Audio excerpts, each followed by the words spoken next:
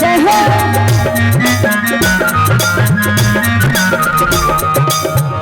शंकर भगवान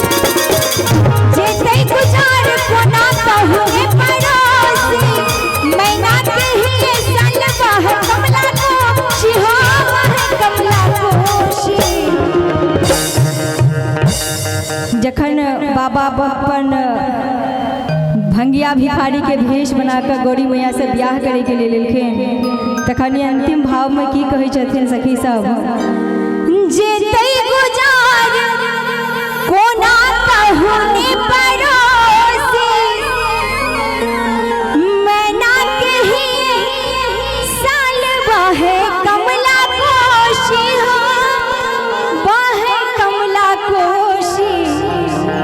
आदरणीय श्री जी के लिखे लगे सरस जी के सरस भरोस धरो एते शुभ दिन माँ सुनेगे बहिना सुनेगे बहिना।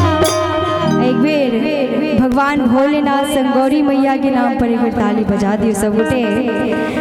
वरा भेल भिख मंगना सुनेगे बहिना सुनेगे बहिना वरा भेल भिख मंगना सुनेगे बहिना सुनेगे बहिना।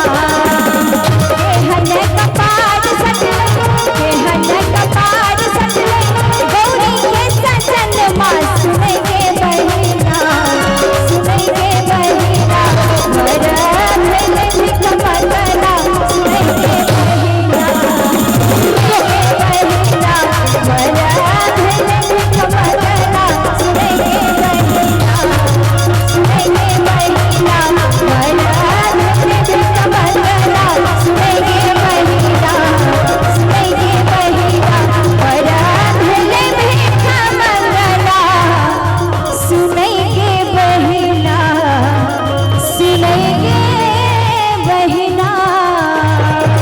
बहुत बहुत धन्यवाद सब।